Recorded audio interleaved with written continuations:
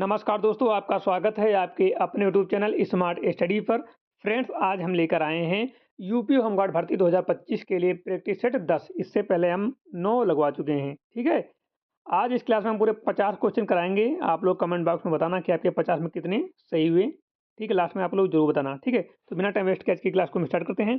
पहला क्वेश्चन है कि महावीर किस वंश से थे। महावीर किस वंश से थे? तो इसका सही जवाब हो जाता है लच्छवी वंश से, यानी कि वज्जी संघ से। ऑप्शन नंबर सी बिल्कुल सही जवाब हो जाता है।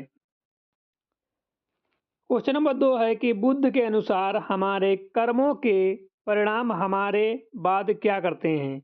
बुद्ध के अनुसार हमारे कर्मों के परिणाम हमारे बाद क्या करते हैं? नष्ट हो जाते हैं, जीवन को प्रभावित करते हैं, केवल स्वर्ग दिलाते हैं, कोई प्रभाव नहीं डालते। तो इसका राइट आंसर हो जाता है ऑप्शन नंबर बी, जीवन को प्रभावित करते हैं। ऑप्शन नंबर बी बिल्कुल सही जवाब हो जाता है। क्या आपको इसका जवाब पहले से पता था? कमेंट में जरूर बताना। क्वेश्चन नंबर 3 है कोई फर्म साम्य अवस्था यानी इक्विलिब्रियम में कब होती है। तो इसका सही जवाब हो जाता है जब सीमांत लागत बराबर सीमांत आय हो। ऑप्शन नंबर सी बिल्कुल सही जवाब हो जाता है। चलते हैं क्वेश्चन नंबर 4 पर कि यदि किसी प्रतियोगी फर्म को अल्प अवधि में हानि होती है तो वह कब तक उत्पादन जारी रखेगा।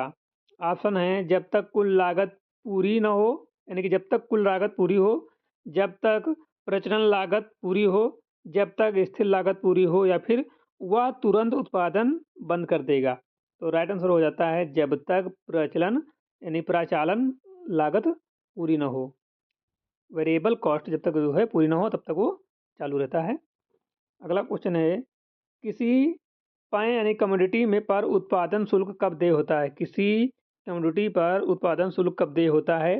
ऑप्शन है बिक्री के समय, परिवहन के समय, उत्पादन के संदर्भ में, या आयात के समय। तो राइट आंसर हो जाता है उत्पादन के संदर्भ में। यदि धन बहुत अधिक हो और माल बहुत कम हो तो यह कौन सी स्थिति होती है।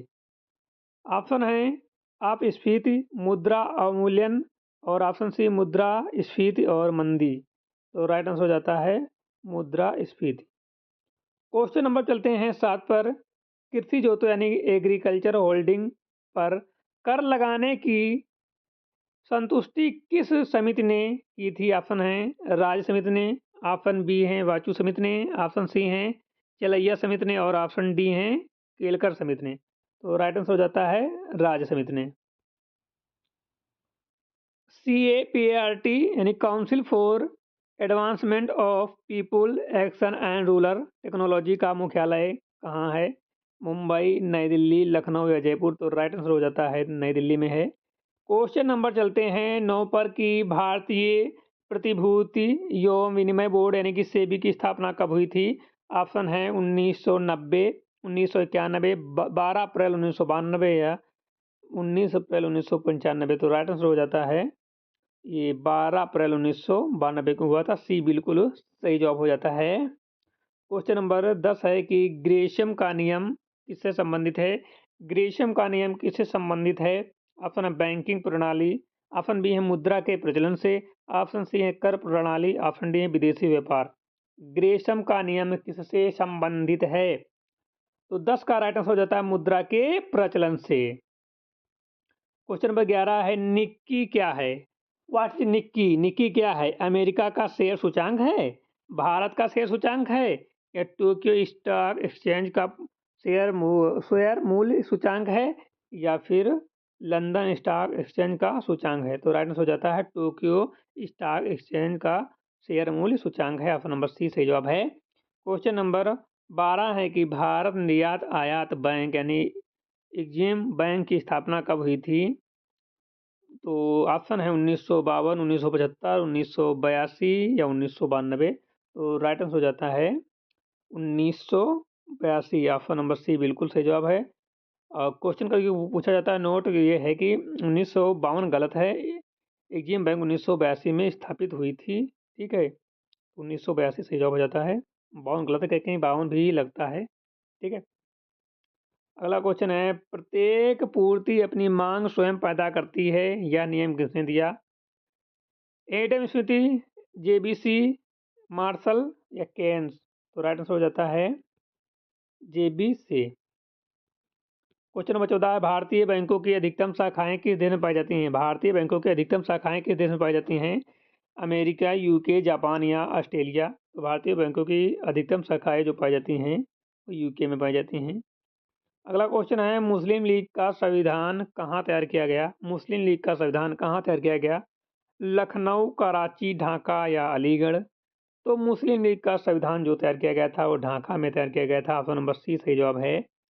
क्वेश्चन नंबर 15 हो गया है। 16 पे चलते हैं कि भारतीय संविधान कब लागू हुआ था? इसका जवाब सभी को पता होगा। तो इसके जवाब देने के साथ साथ आप लोग कमेंट बताना कि आपके 16 में कितने सही हुए। ठीक है, तो भारतीय संविधान जो है 26 जनवरी 1950 को पूर्णतः लागू हो गया था। ऑप्शन नंबर बी बिल्कुल सही जवाब है। ठीक है, ऑप्शन नंबर बी बिल्कुल सही जवाब है। क्वेश्चन नंबर 17 है कि भारतीय संविधान के संवैधानिक सलाहकार कौन थे? तो इसका भी जवाब सभी को पता होगा क्योंकि हम इस क्वेश्चन कई बार करा चुके हैं, सभी बच्चों को पढ़ा चुके हैं। ठीक है, ऑप्शन है doctor Bhimrao Ambedkar, BN Rao, KM Munshi या राजेंद्र प्रसाद। तो संविधान के जो सलाहकार जो थे वो ऑप्शन नंबर बी सही जवाब होगा, BN राव जो थे। क्वेश्चन नंबर 18, अखिल भारतीय मुस्लिम लीग की स्थापना कब हुई? अखिल भारतीय मुस्लिम लीग की स्थापना कब हुई? 1905, 1906, 1907 या 1911? तो राइट हो जाता है 30 दिसंबर 1906 को। अगला क्वेश्चन है, क्वेश्चन नंबर 19 है कि लॉर्ड मिंटो से मिलने वाले मुस्लिम शिष्टमंडल का अध्यक्ष कौन था? लॉर्ड मिंटो से मिलने वाले मुस्लिम शिष्टमंडल का अध्यक्ष कौन था? मोहम्मद अली जिन्ना, सर सैयद अहमद खां, सर आगा खां या लियाकत अली खां? तो इसका जो है राइट आंसर हो जाता है सर आगा खां। ऑप्शन नंबर सी से जवाब हो जाता है। क्वेश्चन नंबर 20 है, 3 जून 1947 की योजना किस नाम से जानी जाती है? केवल योजना, कृषि योजना, माउंटबेटन योजना या कैबिनेट मिशन योजना? तो राइट आंसर हो जाता है माउंटबेटन योजना के नाम से जानी जाती है। क्वेश्चन नंबर 21 है, वेबल योजना कब प्रस्तुत की गई? ऑप्शन है 1942, 1945, 1946 या 1947? तो वेबल योजना जो है वो 1945 में प्रस्तुत की गई। वेबल है, केवल हमने बोला था वेबल होगा। ठीक है, ऑप्शन नंबर बी बिल्कुल सही जवाब है, वेबल। अगला क्वेश्चन है, संविधान सभा की प्रथम बैठक कहाँ हुई थी? संविधान सभा की प्रथम बैठक कहाँ हुई थी? मुंबई, कोलकाता, दिल्ली या लाहौर? तो संविधान सभा की पहली बैठक जो हुई थी वो दिल्ली में हुई थी। अगला क्वेश्चन है कि संविधान सभा के अध्यक्ष कौन थे? जवाहरलाल नेहरू, डॉक्टर राजेंद्र प्रसाद, सरदार पटेल या डॉक्टर अम्बेडकर? तो संविधान सभा के अध्यक्ष जो थे डॉक्टर राजेंद्र प्रसाद जी थे। अगला क्वेश्चन है, सार्क में कुल कितने देश हैं? 6, 7, 8, 9? तो राइट हो जाता है 8 देश हैं।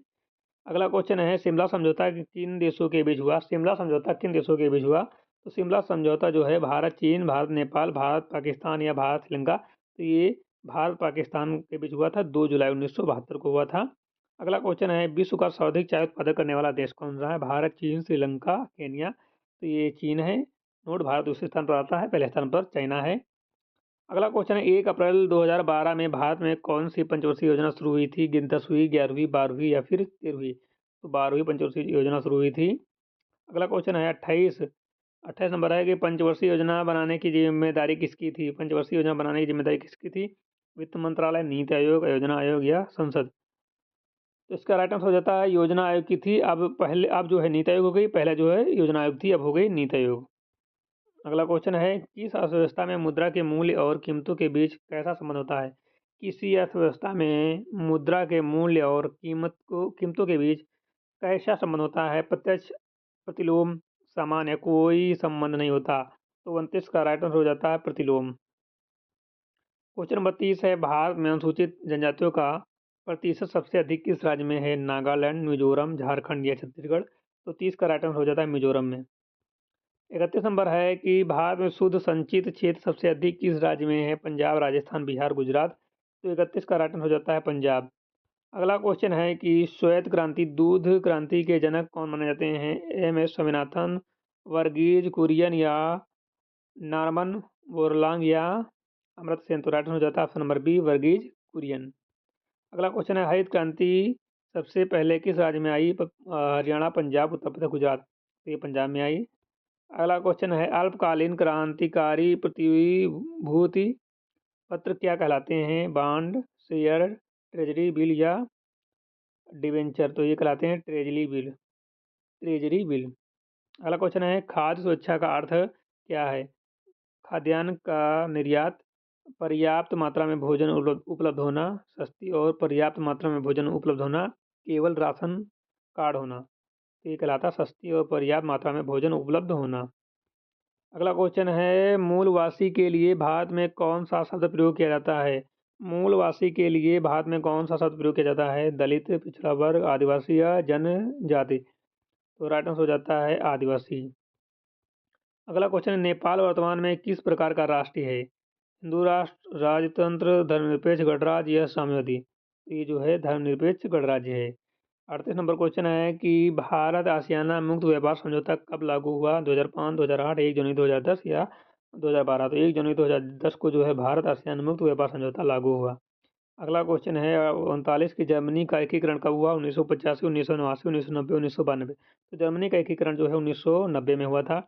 अगला क्वेश्चन है, विश्व व्यापार संगठन WTO की स्थापना कब हुई थी? 1911, 1993, 1 जनवरी 1995, 2000। तो 40 का राइट आंसर हो जाता है 1 जनवरी 1995। ठीक है, तो आज की क्लास में 50 क्वेश्चन लेने वाले थे, लेकिन 40 ही क्वेश्चन इसमें हो पाए हैं। ठीक है, तो आज की क्लास को हम यहीं पर विराम देंगे। ठीक है, 40 क्वेश्चन में आपके कितने हुए? जिन बच्चों के 40 में 30 सही हुए हैं, वो सही तैयारी कर रहे हैं। ठीक है, 30 सही वाले। और जिनके 25 सही हुए हैं, सुधार करें।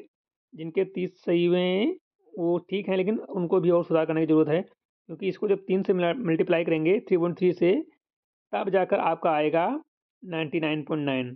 ठीक है, 99.9। इसका मतलब है आपको अभी सुधार करने की आवश्यकता है। इस हिसाब से आपके जो नंबर बन रहे हैं, वो बन रहे हैं 75 नंबर। ठीक है, 100 में 75 नंबर आ रहे हैं अभी आपके। ठीक, कितने आ रहे हैं? 100 में 75 नंबर आ रहे हैं। जिनके 30 सही हैं, उनके 75 नंबर आ रहे हैं 100 में। ठीक है, और आपको लाने कितने हैं? यदि आपको एग्जाम क्वालिफाई करना है तो यहाँ 75 की जगह पे 85 प्लस कर देना। 85 से कम ना हो, प्लस हो जाएंगे, आपका सिलेक्शन हो जाएगा। यानी कि 10 नंबर आपको इंक्रीज करने की आवश्यकता है अभी। ठीक है, 10 नंबर आपको और बढ़ाने की जरूरत है। उसके बाद आपका सिलेक्शन होने की संभावना बढ़ जाएगी। और हो सके तो आप लोग 15 नंबर बढ़ा लीजिए या 16 नंबर बढ़ा लीजिए। यानी 90 प्लस आपके हो जाएंगे तो आपका सिलेक्शन 100% होने की संभावना है। ठीक है, तब हो जाएगा 90 प्लस जिनका हो जाएगा। ठीक है, तो आज की क्लास में बस इतना ही। मिलते हैं नई क्लास के साथ, तब तक के लिए जय हिंद।